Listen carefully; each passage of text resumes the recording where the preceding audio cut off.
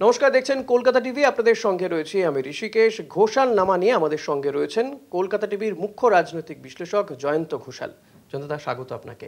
আজকে আমরা যে বিষয় নিয়ে আলোচনা করব জয়ন্ত দার সঙ্গে, আমরা জানি যে বিহারে নির্বাচন আসন্ন, নানান ইস্যুতে নীতিশ কুমার একটু চাপে রয়েছে, কিন্তু তা সত্ত্বেও তিনি একের পর এক নির্বাচনী ঘোষণা করে চলেছেন, আর কি বলা যেতে পারে, প্রতিশ্রুতি দিয়ে চলেছেন। কল্পতরু কার্যত এই ইলেকট্রিক ফ্রি দেওয়া থেকে শুরু করে মহিলাদের জন্য প্রকল্প, বার্ধক্য ভাতা থেকে বিধবাদের জন্য নানান রকমের তিনি উপঢৌকন ঘোষণা করছেন, বা ডোল পলিটিক্স যেটাকে আমরা বলে থাকি, ঘোষণা করছেন। কিন্তু এই ঘোষণা তো আমরা দেখেছিলাম অরবিন্দ কেজরিওয়ালকেও করতে। তিনি কি আসন বাঁচাতে পেরেছিলেন? উত্তর হচ্ছে না। তাহলে নীতিশ কুমার, তিনি কি পারবেন আসন রক্ষা করতে? তিনি কি আবারও বিহারের মসনদে ফিরে আসতে পারবেন? এটা নিয়েই আমরা কথা বলবো, জয়ন্তদার কাছ থেকে জেনে নেব। রাজনৈতিক বিশ্লেষক জয়ন্তদা, আমাদের মুখ্য রাজনৈতিক বিশ্লেষক, তো তিনি এই বিষয়টাকে কিভাবে দেখেন জয়ন্তদা?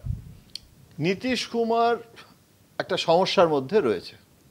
তার কারণ একটা তো হচ্ছে যে নীতিশ কুমারের বয়স, স্বাস্থ্য, তার কে নিয়ে অনেক গুজব, এবং নীতিশ কুমারের নিজের ভোট ব্যাংক কিন্তু কম।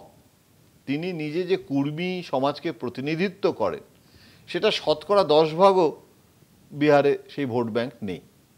তাহলে একটা কম ভোট ব্যাংক থাকা সত্ত্বেও নীতিশ কুমার তার নিজের ভাবমূর্তি এবং একটা কি বলবো, উনি উন্নয়ন পুরুষ এইভাবে নিজেকে প্রজেক্ট করে একটা সময় বিহারে ফ্লাইওভার হচ্ছে, যেটা কেননা বিহারে তো খুব পিছিয়ে যাওয়া একটা রাজ্য, সেখানে নীতিশ কুমার কিন্তু একটা সময় এই আরবান প্ল্যানিং অনেক কিছু করেছিলেন, কোনো সন্দেহ নেই করেছিলেন।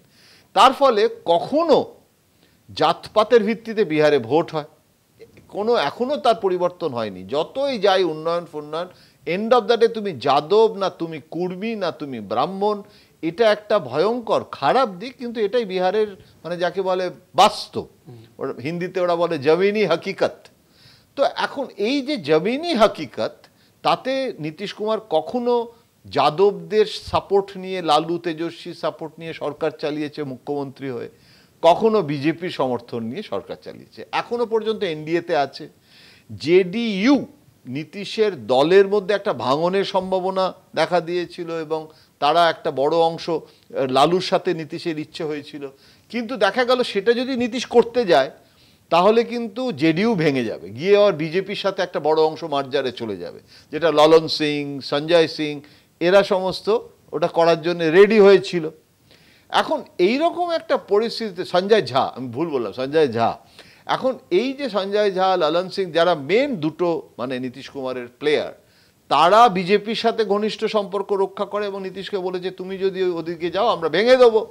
তার ফলে নীতিশকে এখন যদি ক্ষমতায় থাকতে হয় নিজের বলে, প্রথম যে কাজটা করতে হবে, কারণ মুখ্যমন্ত্রী বদলের একটা সম্ভাবনা কিন্তু বিজেপি, অমিত শাহ নিজে বলেও দিয়েছে যে মুখ্যমন্ত্রী নীতিশ কুমারকে প্রজেক্ট করে এবার ভোট হচ্ছে না।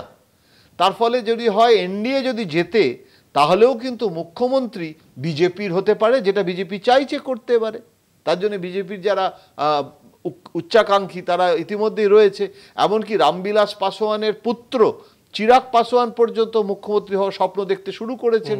এখন এই যে পরিস্থিতিটা, এখানে নীতিশ তার নিজের ভাবমূর্তিটাকে খুব জোর দিচ্ছেন, কেননা আগামী দিনে ক্ষমতায় এলেও যদি তিনি মুখ্যমন্ত্রী হতে না পারেন, তার থেকে দুঃখের কিছু থাকবে না।